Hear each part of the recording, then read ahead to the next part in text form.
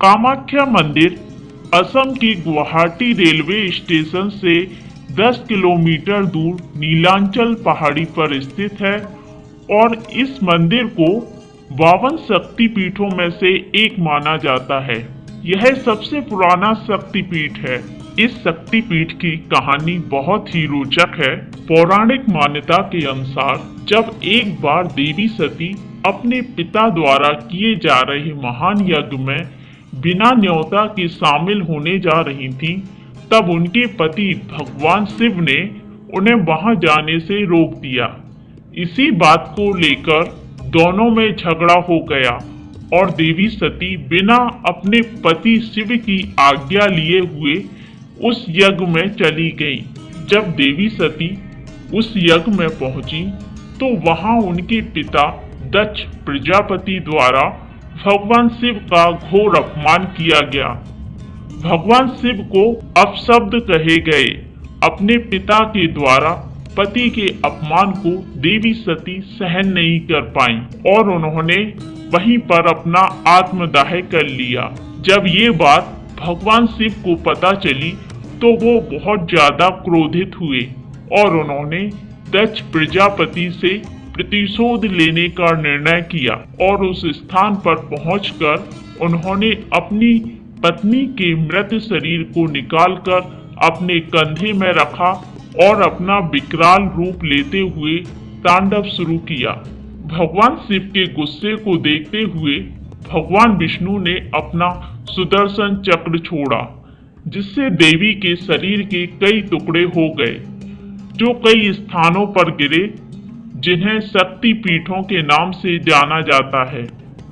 बताया जाता है कि देवी सती की गर्भ और योनि यहाँ आकर गिरे थे और जिससे इस शक्ति पीठ का निर्माण हुआ है। इसके अलावा इस मंदिर को लेकर एक और कथा चर्चित है। कहा जाता है कि एक बार जब काम के देवता कामदेव ने अपना पुरुषत्व खो दिया था, तब इस स्थान पर रखे सती के गर्भ और योनि की सहायता से ही उन्हें अपना पुरुषत्व हासिल हुआ था। एक और कथा यह कहती है कि इस स्थान पर ही शिव और पार्वती के बीच प्रेम की शुरुआत हुई थी। संस्कृत भाषा में प्रेम को काम कहा जाता है, जिससे इस स्थान का नाम कामाख्या पड़ा। इसके अलावा एक और कथा भी इस मंदिर से जुड़ी हुई है। इस मंदिर के पास मौजूद सीढ़ियां अधूरी हैं। इसके पीछे भी एक बहुत ही रोचक कथा है। कहा जाता है कि एक नरका नाम का राक्षस देवी कामाख्या की सुंदरता पर मोहित होकर उनसे विवाह करना चाहता था, परंतु देवी कामाख्या ने उसके सामने एक शर्त रख दी। कामाख्या देवी ने नरका से कहा कि अगर वह एक ही रात में नीलांचल पर्वत से मंदिर तक सीढ़ियां बना पाएगा तो ही वह उससे विवाह करेंगी। नरका ने देवी की बात मान ली और सीढ़ियां बनाने लगा। देवी को लगा कि नरका इस कार्य को पूरा कर लेगा, इसीलिए उन्होंने एक तरकीब निकाली।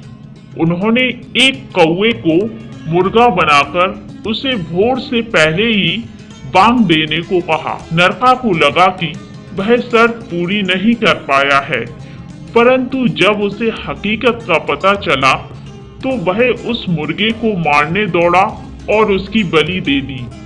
जिस स्थान पर मुर्गे की बलि दी गई उसे कुकुराक्ता नाम से जाना जाता है। इस मंदिर की सीढ़ियां आज भी अधूरी हैं। कामाख्या देवी को बहते रक्त की देवी भी कहा जाता है। इसके पीछे मान्यता यह भी है कि यह देवी का एकमात्र ऐसा स्वरूप है जो नियमानुसार प्रतिवर्ष मासिक धर्म के चक्र में आता है। सुनकर थोड़ा अजीब लग सकता है, लेकिन कामाख्या देवी के भक्तों का मानना तो यही है कि हर साल जून के महीने में कामाख्या देवी रजस्वला होती है और उनके बहते रक्त से पूरी ब्रह्मपुत्र नदी का रंग लाल हो जाता है। इस दौरान 3 दिनों तक यह मंदिर बंद हो जाता है, लेकिन मंदिर के आसपास अम्बुबाची पर्व मनाया जाता है। इस दौरान देश विदेश से सैलानियों के साथ तांत्रिक, अघोरी, साधु और पुजारी इस मेले में शामिल होने आते हैं। शक्ति के उपासक, तांत्रिक और साधक नीलांचल पर्वत की विभिन्न गुफाओं में बैठकर साधना कर सिद्धियां प्राप्त करने की कोशिश करते हैं। भक्तों और स्थानीय लोगों का मानना है कि अंबुबाची पर्व के दौरान कामाख्या देवी के गर्भगृह के दरवाजे अपने आप ही बंद हो जाते हैं और उनका दर्शन करना निषेध माना जाता है। पौराणिक दस्तावेजों में यह भी कहा गया है कि इन 3 दिनों में कामाख्या देवी रजस्वला होती हैं और उनकी योनि से रक्त प्रवाहित होता है। तंत्र साधनाओं में रजस्वला स्त्री और उसके रक्त का विशेष महत्व होता है, इसलिए यह पर्व या कामाख्या देवी के रजस्वला होने का यह समय तंत्र साधकों और अघोरियों के लिए सुनहरा काल होता है। इस पर्व की शुरुआत से पूर्व गर्भगृह स्थित योनि के आकार में स्थित शिलाखंड, जिसे महामुद्रा कहा जाता है, को सफेद वस्त्र पहनाए जाते हैं जो पूरी तरह से रक्त से भीग जाते हैं। पर्व संपन्न होने के बाद पुजारियों द्वारा यह वस्त्र भक्तों में वितरित कर दिए जाते हैं।